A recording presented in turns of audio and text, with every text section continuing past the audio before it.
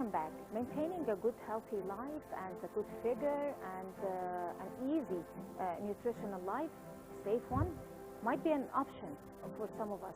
Of course, the hectic daily life, the hectic routines, the daily responsibilities, the schedule for our work time during the day might come in the way of maintaining a healthy life and maintaining a good diet while you eat through the day, and that's why we might need some tips on how to adopt our very busy lives during the whole day with a good diet to be very nutritious at the same time would maintain a good health.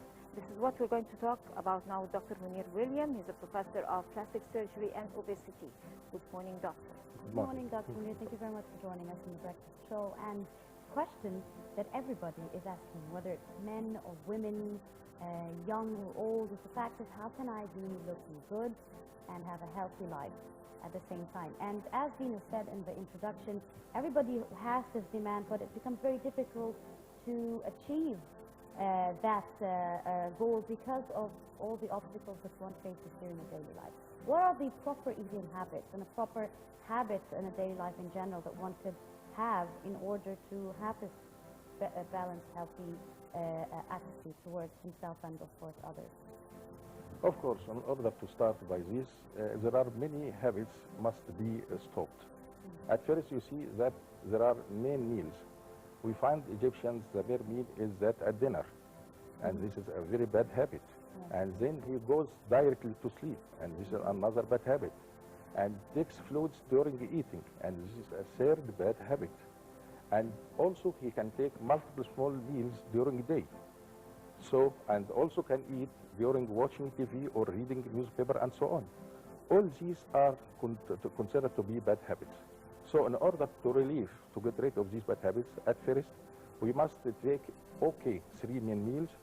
Maybe the most important at the night at dinner, but you must take this meal and be aware and walking for just at least for 20 minutes at least.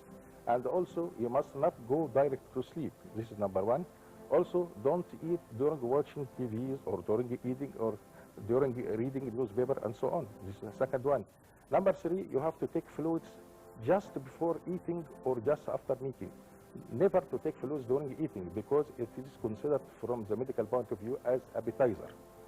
Also, never to take multiple small meals during the day. You have to take it, put in mind, there are 3 main meals, and in between you can take fresh vegetables or fresh fruits and so on. This is the model lifestyle. And also you have to put in mind that exercise may take role in your life. Never, I don't mean by exercise severe and hard exercise. Just walking for 20 minutes daily is considered to be normal and it's considered to be a lifestyle. This is very number 2.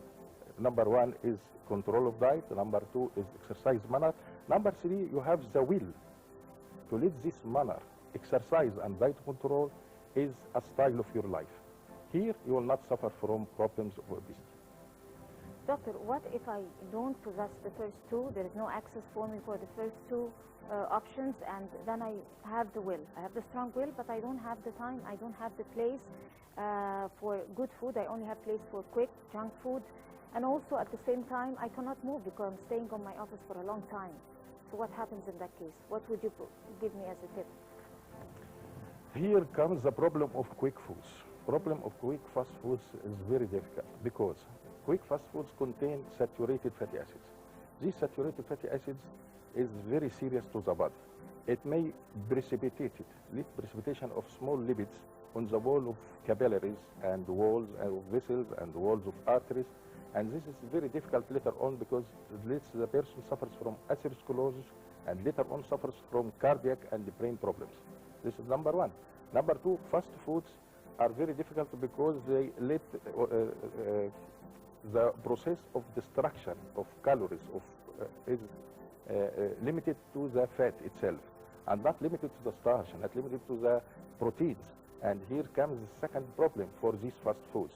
Number 3, fast foods up to certain limit doesn't contain fresh fruits or fresh vegetables up to certain limit. And this is very difficult because it leads to decrease amount of vitamin C and vitamin A in our feed. All these are considered to be very difficult for us. So there must be there must be a point related to food in one point during the day. You must take fresh foods during the day. It must be one of the main vegetables and one of the main diets taken during the days.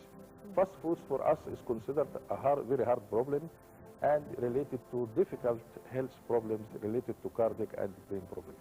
Yes, and it seems to me that a lot of people really need to have a problem with chewing food properly. And they just seem to be either in a hurry or, as you said, always eating in front of a television or newspaper, so they're not aware of you know, of what they're eating and like gradually chewing it and digesting it properly. So could that also be another reason that could lead to obesity and problems like constipation or whether there's other kind of health problems? Of course, chewing has many problems. Let's start and think. At first, chewing prevents. No good chewing prevents the enzymes present in the oral cavity. There are certain types of enzymes related to digestion of food, related to digestion mainly of carbohydrates and to certain limit to proteins. These enzymes, by quick chewing, are not working. Secondly, you will find food passed direct to the stomach, which is not digested and makes gastric problems leading to distension of the stomach and increasing the size of the stomach. Thirdly, it will pass to the colon and we will find distension of the colon, disturbed colon, neurogenic colon, and so on. So here the problem comes, is quick chewing without digestion of food makes all these problems inside the body. And then the behavior of lifestyle of the person will change. So good chewing is very better because it makes enzymes in the oral cavity to work at first, and then gastric enzymes will work secondary, and distension of the stomach will be less thirdly, and fourthly you will find all gastric and all colonic disturbances and distension in the abdomen will be less. So it's better. Right. Finally, doctor, there are some cases when people can succeed in fulfilling a good diet, but at the same time they suffer from stress. So that's another problem. How can you prescribe a good diet that can beat stress and also exercise that might be able to cope with stress? Yes, of course. I agree with you that exercise is main line to copy and to direct against stress. Why? Because exercise at first will make destruction of fat is the main line of calories inside the body. And this is very important because it prevents precipitation of fats in subcutaneous tissue and inside the body and so on. So exercise leads to the destruction of fat as the first line of destruction of calories. Number two, exercise prevents precipitation of low density fatty acids inside the walls of capillaries. And of course, this prevents the formation of atherosclerosis. And later on, this prevents the formation of cardiac problems and brain problems. That's number two. Number three, exercise will lead to the destruction of the fat in the muscles less than destruction of the fat in the subcutaneous tissue. So muscles become more strong, and the person becomes more strong muscles and more healthy. So exercise play an important role against stress. Yes, very well. On that note, we come to the end, unfortunately, to our episode today. Dr. Munir William, Professor of Plastic Surgery and Obesity, thank you very much for joining us on The Breakfast Show. And that brings us to the end of our episode of The Breakfast Show here on Saturday morning. Thank you very much for watching, and thank you very much for listening. Same here.